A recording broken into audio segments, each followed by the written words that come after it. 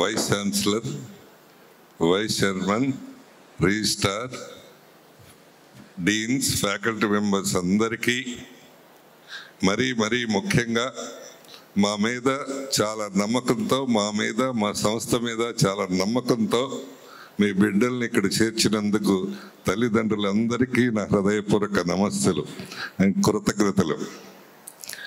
విద్యార్థులకి ఈ ప్లేస్మెంట్స్, ఈ ఉద్యోగాలు సాధించినందుకు మనపూర్వక అభినందనలు తెలియజేస్తున్నా. ఇది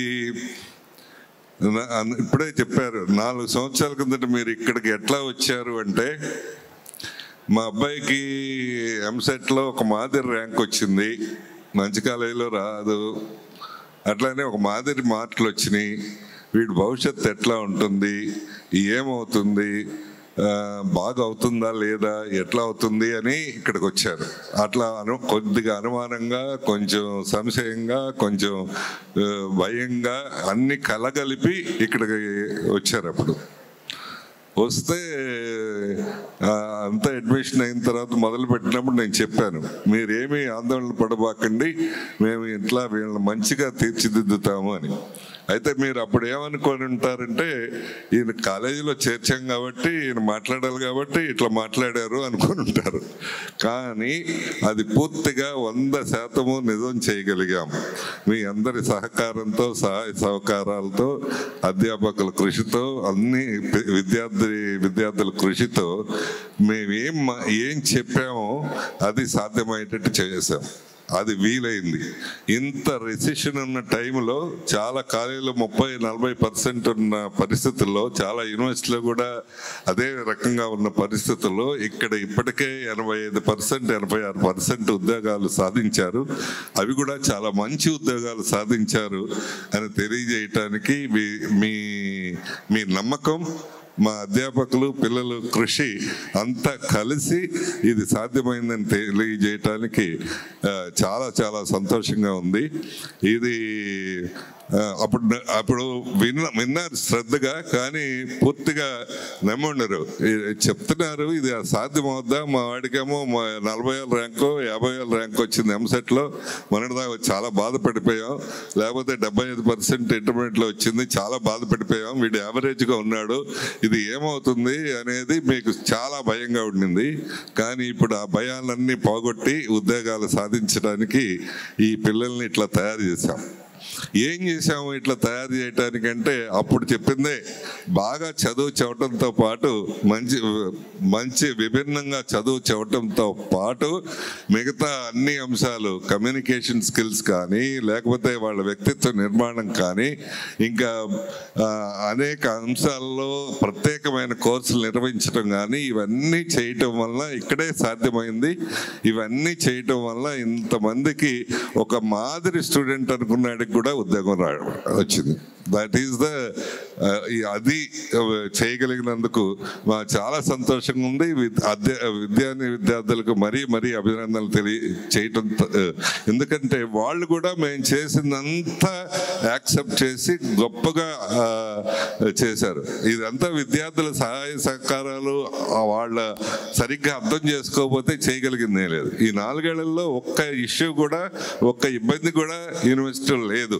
మధ్యలో కరోనా ఇదంతా వచ్చినప్పటికీ వాళ్ళు ఎప్పుడూ ఇబ్బంది పడటం కానీ, ఇబ్బంది చేయటం కానీ, ఏదన్నా వేరే రకంగా చేయటం కానీ ఎప్పుడూ చేయలేదు. వాళ్ళు అంత ప్రశాంతంగా ఉండి, అంత నిజంగా బుద్ధిగా నేర్చుకొని ఇవన్నీ సాధించారని తెలియజేయటానికి చాలా సంతోషంగా ఉంది.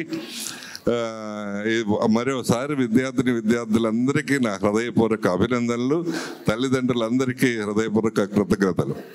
తర్వాత ఈ కార్యక్రమం మనమే ఆల్మోస్ట్ దేశంలోనే మొట్టమొదటి మనమే కార్యక్రమం ప్రారంభించాం. ఈ తల్లిదండ్రులను సన్మానం చేయటం అనేది ఎక్కడైనా, ఏ కాలేజీలైనా, ఏ యూనివర్సిటీ అయినా విద్యార్థుల్ని అప్రిషియేట్ చేస్తారు, అది సాధారణం. కానీ తల్లిదండ్రులు ఎందుకు సన్మానం చేయటం అనేది మనమే మొదలుపెట్టాం. మనం మొదలుపెట్టిన తర్వాత ఐఐటి చెన్నై వాళ్ళు చేస్తున్నారు 1-2 ఏళ్ల నుంచి. తర్వాత ఇక్కడ లోకల్గా ఉన్న కాలేజీలు 5-6 కాలేజీలు చేస్తున్నారు. మొట్టమొదటి 10 ఏళ్ల కిందట మనమే మొదలుపెట్టి ఇది నిర్విఘ్నంగా నిరాఘాటంగా ఈ కార్యక్రమం చేస్తున్నాం. ఎందుకు చేస్తున్నాము ఇది అంటే, ఒకటేమో మన సంస్కృతి, తల్లిదండ్రులు గౌరవించాలి, ఆచార్యులను గౌరవించాలి, ఉపాధ్యాయులను గౌరవించాలి అని. సో అది మన బేసిక్గా మన సంస్కృతి. రెండవది, ఈ మొత్తం ప్రక్రియలో పిల్లలు సంతోషిస్తారు నాకు ఉద్యోగం వచ్చిందని, అధ్యాపకులు సంతోషిస్తారు మా వాళ్ళకి చాలా ఉద్యోగాలు వచ్చినాయని. సో తల్లిదండ్రులు, వీళ్ళందరికంటే తల్లిదండ్రులు ఎక్కువ సంతోషిస్తారు. మొత్తం మీద వీళ్ళందరూ సంతోషంగానే ఉంటారు. దీనికి 100 రెట్లు సంతోషంగా ఉండేదంటే ఎవరంటే తల్లిదండ్రులు.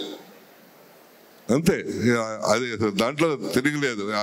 ఎంతో ఆనందంగా ఎంతో సంతోషంగా ఉంటారు. ఆ సంతోషాన్ని పాలు పంచుకోవటానికి ఈ కార్యక్రమాన్ని ఏర్పాటు చేస్తున్నాం. నిజం కదా, నేను ఎక్స్పీరియన్స్ కదా, నాకంటే మా అబ్బాయి ఎంపీ అయ్యాడు, మెంబర్ ఆఫ్ పార్లమెంట్ అయ్యాడు, కాబట్టి అది చాలా సంతోషం కదా, నాకు 100 రెట్లు సంతోషం కదా. నేను సాధించిన దానికంటే మా అబ్బాయి సాధించేది చాలా సంతోషం కదా. అట్లానే మీరు సాధించిన దానికంటే సాధించలేకపోయింది మీ అబ్బాయిలు సాధించితే మీ అమ్మాయిలు సాధించేది చాలా సంతోషం కదా. అది ఆ సంతోషాన్ని పాలు పంచుకోవడానికి ఈ కార్యక్రమం. మరొక కారణం ఏంటంటే, నాకు తెలుసు చాలా మంది తల్లిదండ్రులు నా దగ్గరికి వస్తారు, ఇట్లా ఇంత ఫీజు కొద్దిగా ఎక్కువ ఉన్నా సరే అందరూ ధనవంతులు ఏం చేరలేదు. మాదిరి 4 ఎకరాలు 3 ఎకరాలు మామూలు పని చేసుకునేవాళ్ళు, అట్లాంటి వాళ్ళు కూడా చేరారు. నేను చాలాసార్లు కౌన్సిల్ చేసేవాడిని, ఎందుకయ్యా ఇంత డబ్బులు పెట్టి చేరుస్తావు, నీకు 2 ఎకరాలే కదా ఉంది, అంత ఆదాయం రాదంటే, పర్లేదు సార్, నేను అమ్మాయినా పర్లేదు, మా వాడికి చదువు రావాలి, మా అమ్మాయికి చదువు రావాలి, నేను చేస్తానని. నేను వాళ్ళు ఎంత త్యాగం చేశారని ఈ పిల్లలకి సరిగ్గా అర్థమై ఉండదు కూడా.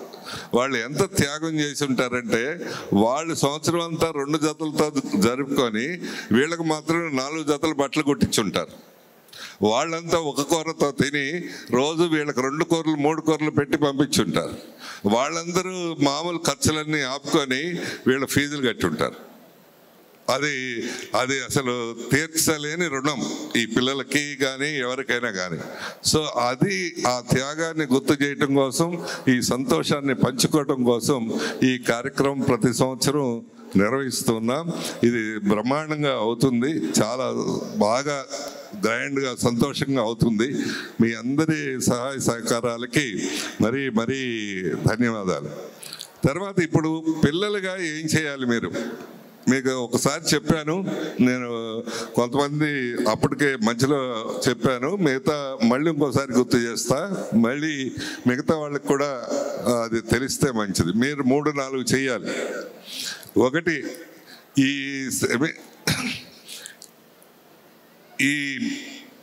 ఇప్పుడు కొంతమంది ఇంటర్న్షిప్స్లో ఉన్నారు, కొంతమంది ఇక్కడే చేస్తూ ఉన్నారు. చాలామంది మీరు చేసేది ఈ సెమిస్టర్, ఇంతకుముందు సెమిస్టర్లు ఎంత సీరియస్గా చేశారో అంత సీరియస్గా చేసి అది కంప్లీట్ చేయండి.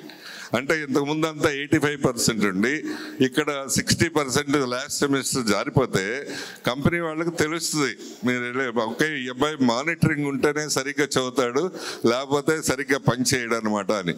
అందుకని ఇంతకుముందు ఎంత సీరియస్గా చేశారో ఇంటర్న్షిప్ అంతే సీరియస్గా చేయండి. రెండోది ఈ అకాడమిక్ వర్క్ కూడా కంప్లీట్ చేయండి. అది ఒకటి ఫస్ట్ థింగ్. సెకండ్ థింగ్ ఏంటంటే, మీ తల్లిదండ్రులను ఎట్లా చూస్తారనేది, అంటే నాకు ఒక 3-4 ఎక్స్పీరియన్స్ల వల్ల చెప్తున్నాను. మీరు ఇప్పుడు 10 లక్షల రూపాయలు ఈ ఫ్యామిలీలో ఉద్యోగం వచ్చింది, 10 లక్షలు 12 లక్షలు ఏదో ఉద్యోగం వచ్చింది. మీ అమ్మ వాళ్ళు ఏదో ఒక స్కూల్ టీచర్గా 10,000 12,000 తీసుకొచ్చుకుంటున్నారు. లేకపోతే మీ నాన్న 4 ఎకరాల పొలం ఉంటే ఆ 4 ఎకరాల నుంచి 2 లక్షలు వస్తుంది, కానీ మీకేమో 12 లక్షలు వస్తుంది. అప్పుడు మీ మనసు ఎట్లా పనిచేస్తుంది అనేది చాలా ముఖ్యం. ఏంటి ఈ అమ్మని లెక్క పెట్టేది, 12,000 వస్తుంది ఆమెకి, నాకు 12 లక్షలు వస్తుంది, లేకపోతే నాన్నకి చదువు రాదు, 4 ఎకరాల పొలము మ్యాక్సిమం వస్తే 1-2 లక్షలు వస్తాయి, లెక్క పెట్టేది ఏంటి అనే భావన మాత్రం దయచేసి మీ మనసులో రానివ్వకండి. అంటే అది నేను చెప్పినంత క్లియర్గా మీరు చెప్పరు నాకు తెలుసు, కానీ రకరకాలుగా దాన్ని ఎక్స్ప్రెస్ చేస్తారు. ఎట్లా అంటే సినిమాకి వద్దమ్మా, లేకపోతే ఫలానా చోటకి వద్దమ్మా అంటే నువ్వు చెప్పేది నేను వెళ్తానంటారు. లేకపోతే ఫలాంది కొనబాకమ్మా, మనం అంత స్తోమత లేదు ఇంకా రాలేదు అంటే నాకు చాలా ఉందిలే నువ్వు చెప్పేది నేను కొంటానంటారు. లేకపోతే ఫలానా వాళ్ళతో తిరగబాకు, అది మంచిది కాదు అంటే నాకు తెలుసు అంటారు. ఇది మీరు డైరెక్ట్గా చెప్పకపోయినా మీ తల్లికి తండ్రికి మాత్రం తెలుస్తుంది మీ మనసు, మీరు ఏం చేస్తున్నారు, ఎట్లా ఆలోచిస్తున్నారు అని. అది ఒకసారి తెలిస్తే మాత్రం వాళ్ళు బాధపడినంతగా ప్రపంచంలో ఎవరు బాధపడరు. Please don't do that. ఎంతైనా సరే తల్లి తల్లే, తండ్రి తండ్రే, దాన్ని రీప్లేస్ చేయడానికి ఏమీ లేదు, దాన్ని రీప్లేస్ చేయడానికి ఏమీ లేదు. మరీ చెప్తున్నా, నేను రోజు భగవంతుడిని దండం పెట్టుకున్న తర్వాత మా అమ్మ నాన్నకు కూడా దండం పెట్టుకుంటా. మా ఫ్రెండ్స్ చాలామంది అడుగుతారు, ఏదో సంవత్సరానికి ఒకసారి చేస్తారు కానీ నువ్వు రోజు చేస్తావు ఏంటి అని. అంటే నేను చెప్తాను, భగవంతుడిని అడిగితే ఏమి ఇస్తాడు మనకి? డబ్బులు ఇవ్వడు, బంగారం ఇవ్వడు, ఆస్తులు ఇవ్వడు, ఏమి ఇవ్వడు. మంచి ఆలోచనలు ఇస్తారు, మంచి ఆరోగ్యం ఇస్తారు, మంచి ప్రవర్తన ఇస్తారు. మా అమ్మ నాన్నళ్ళు కూడా చేసింది అదే కదా, మంచి ఆరోగ్యాన్ని ఇచ్చారు, మంచి ప్రవర్తన ఇచ్చారు, మంచి బుద్ధులు ఇచ్చారు. దట్ ఇస్ హౌ నేను చేస్తాను రోజు. అందుకని మీరు యువతరం కాబట్టి మీరు వేరువేరుగా ఆలోచించి నాకు 10 లక్షలు వచ్చింది, 20 లక్షలు వచ్చింది, 40 లక్షలు వచ్చింది, మా అమ్మ నాన్నలకి చిన్నవాళ్ళు కాబట్టి నేను లెక్క పెట్టేదనే భావన కూడా మీ మనసులోకి రానివ్వద్దు దయచేసి. అట్లాంటి భావన కూడా రానియద్దు. ఆ ఆలోచన వచ్చిందంటే you're dead, you're not a human being. దయచేసి అందుకు అది గుర్తు చేయటం కోసం మీరు ఎంత ఇంపార్టెంటో మీ తల్లిదండ్రులు 10 రెట్లు ఇంపార్టెంట్ అని తెలియజేయటం కోసం ఈ కార్యక్రమం కూడా నేను నిర్వహిస్తున్నా. అవును, అది మాత్రం మీరు దయచేసి ఎప్పుడు అట్లాంటి ఎక్స్ప్రెస్ చేయబాకండి, అట్లాంటి మనసులోకి రానివ్వకండి. మనసులోకి వస్తే రకరకాలుగా వాళ్ళకి తెలిసిపోద్ది. ఊరికినే చదువుకో అక్కర్లేదు, ఏం అక్కర్లేదు, ఊరికినే తల్లికి ఏం చదువుకోపోయినా నీ భావన ఏంటి, నీ మనసు ఏంటి అని తెలుస్తుంది, తండ్రికి అట్లా తెలుస్తుంది. సో అది దయచేసి అట్లాంటివి చేయొద్దు. తర్వాత ఇంకా చేయాల్సింది ఏంటంటే, మీరు ఈ టెక్నాలజీ కానీ స్కిల్స్ కానీ కంటిన్యూస్గా అప్డేట్ అవుతూ ఉండాలి. నాలెడ్జ్ ఈజ్ పవర్ అని ఇంతకుముందు స్కూల్స్లో అన్ని చోట్ల అన్ని దగ్గర రాసుకున్నాం, జ్ఞానమే చాలా ఐశ్వర్యం అని.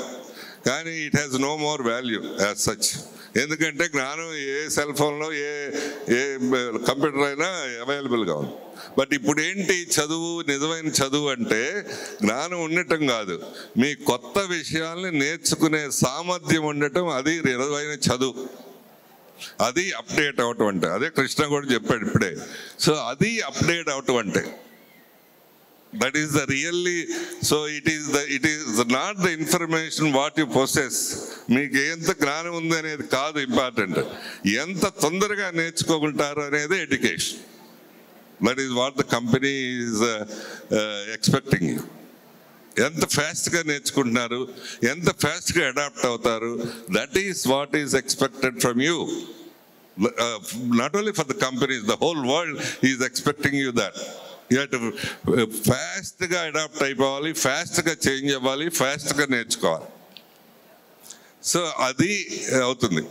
తర్వాత మీరు చేరిన తర్వాత ఏదైనా కంపెనీలో కానీ అదంతా చేరిన తర్వాత మీరు you have to prove that you're decent guy, you're a very committed guy and all that.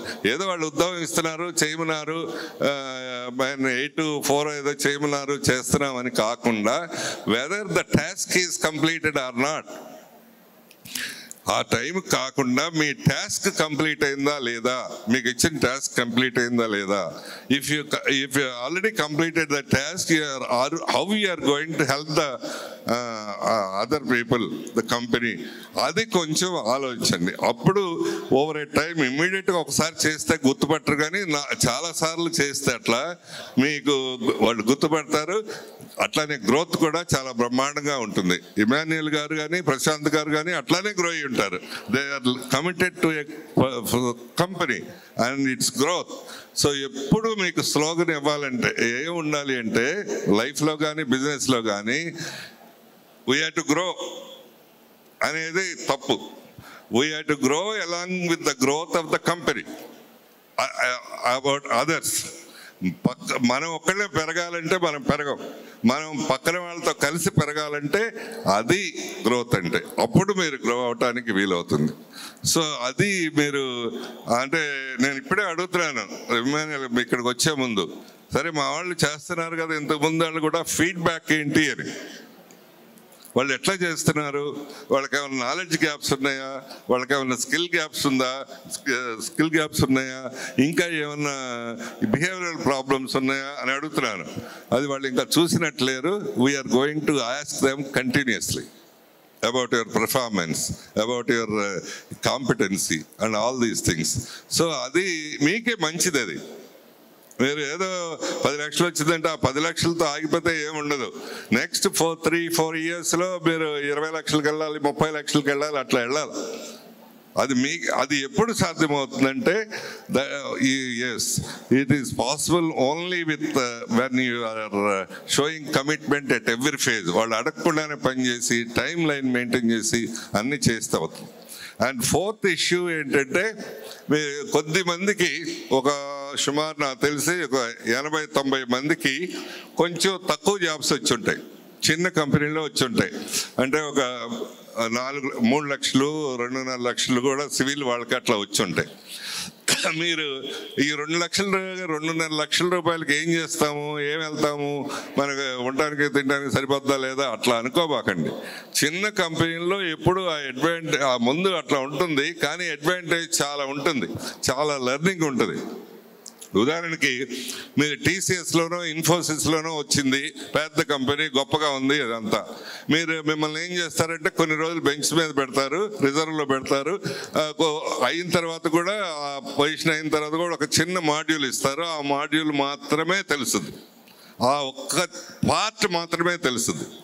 అదే చిన్న కంపెనీలు అయితే ఒక 30 మంది 40 మంది ఉన్న కంపెనీ అయితే వాళ్ళు ఒక ప్రోడక్ట్ని ఐడియా ఎట్లా తీసుకొచ్చారు, ఐడియాని డిజైన్గా ఎట్లా మార్చారు, ఆ డిజైన్ ప్రోడక్ట్గా ఎట్లా మార్చారు, ఆ ప్రోడక్ట్ తర్వాత చేయడానికి డబ్బులు లేకపోతే డబ్బుల కోసం బ్యాంకు చుట్టూ ఎన్నిసార్లు తిరిగారు. సరే బ్యాంక్ అయిన తర్వాత ఇదంతా ప్రోడక్ట్ తయారు చేస్తే మార్కెటింగ్లో ఎన్ని ఇబ్బందులు పడతారు, ఎన్ని అంశాలు తెలుస్తాయి. This is a great learning experience. So అట్లాంటి చోట 4-5 ఒక 2-3 ఏళ్ళు చేసి అంత లెర్నింగ్ అయిన తర్వాత you can jump at once. అంటే ఇప్పుడు 3 లక్షల రూపాయలని 25 లక్షలు 30 లక్షలు కూడా యూ కెన్ డిమాండ్. అంతేగాని చిన్న కంపెనీలో వచ్చింది చేరదాం వద్దా, అది మీ ఫ్రెండ్కి ఏమో పెద్ద కంపెనీలో వచ్చాను, గ్యారంటీగా మీరు అడ్వాంటేజ్ పొజిషన్లో ఉంటారు. మేము నేర్పేది కొంత, ఈ టెక్స్ట్ బుక్ ఈ నాలెడ్జ్ అంతా మీరు పని చేసేటప్పుడు నేర్చుకునేది. That is a very powerful knowledge, very interesting knowledge. కాబట్టి ఎవరు కూడా చిన్న కంపెనీలు కదా అని వదిలేసి అట్లా ఉండకుండా మీరు ఏ కంపెనీ వస్తే చేరి you start enjoying that work, you love that work, you try to do that work with passion. ఆ ప్రేమతో చెయ్యాలి. అది చేస్తే అప్పుడు చాలా బ్రహ్మాండంగా అవుతారు. ఈ 4 అంశాలు పిల్లలు గుర్తుపెట్టుకోండి. 1, చదువు ఆపాకండి. 2వది కొత్త స్కిల్స్ నేర్చుకోవటం ఆపద్దు, ఉద్యోగం వచ్చింది కదా అని. 3వది తల్లిదండ్రులకి ఎప్పటికీ గౌరవించండి. 4వది మీ టీచర్ల దగ్గరికి, ఈరోజు టీచర్లు అందరూ ఉంటారు, వాళ్ళ విషెస్ తీసుకోండి. నేను ఇంతకుముందు కూడా చెప్పా, తల్లిదండ్రులు ఎంతమంది తల్లిదండ్రులకి వాళ్ళ ఆశీర్వచనం తీసుకున్నారు మీ ఉద్యోగం వచ్చినప్పుడు నాకు తెలియదు. కానీ అట్లీస్ట్ ఇప్పుడు కూడా ఆలస్యం కాలేదు, ఇప్పటికైనా తల్లిదండ్రుల ఆశీర్వచనం తీసుకోండి. మీ వల్ల, మీ త్యాగం వల్ల, మీ కృషి వల్ల నాకు ఇంత అయ్యాను, ఇంత ఉద్యోగం వచ్చింది అని. That's always very good. అది మన సాంప్రదాయం కాకుండా అంతకంటే ప్యూర్గా మిమ్మల్ని విష్ చేసేది ఎవరు ఉండరు, పవిత్రత విష్ చేసేది ఏముండదు. ఏ స్వాములు గారు వాడు కూడా తల్లిదండ్రుల కంటే ఎక్కువ విష్ చేసేది ఏముండదు. Take the wishes of your teachers, wishes of your parents and elders. So అది తర్వాత అది ఎప్పుడు కంటిన్యూస్ లెర్నింగ్ మోడ్లో ఉండండి. చిన్న కంపెనీ వచ్చిందని చాలా తక్కువ మందికి వచ్చింది నాకు తెలుసు అని నెగ్లెక్ట్ చేయకుండా ఆ కంపెనీలో అన్ని వైపులా ఓ పక్క టెక్నాలజీ, రెండో పక్క మార్కెటింగ్, మూడో పక్క ఫైనాన్స్, నాలుగో వైపు డిజైనింగ్ అన్ని కలిపి నేర్చుకోవడానికి ప్రయత్నం చేస్తే you will be the wonderful technical fellow after 3-4 years. So మీరు ఈ 4 ఏళ్ళు చాలా మంచిగా బిహేవ్ చేశారు. కరోనా ఇదంతా పాస్ అయ్యారు, అయినప్పటికీ మీరు ఎప్పుడు హార్డ్గా బిహేవ్ చేయలేదు. ఏ ఇష్యూ కూడా మా దగ్గర తీసుకురాలేదు. ఏది అల్లరి చేయటం అట్లాంటిది ఎప్పుడూ చేయలేదు. అందుకే బాగా చదువుకున్నారు. ఆ చదువుకున్న ఫలితమే ఇట్లా మంచి ఉద్యోగాలు వచ్చినాయి. మీ అందరికీ అభినందనలు తెలియజేస్తూ, మీ తల్లిదండ్రులందరికీ కృతజ్ఞతలు తెలియజేస్తూ నాకు ఈ అవకాశం మీ అందరికీ మరోసారి నమస్కారం.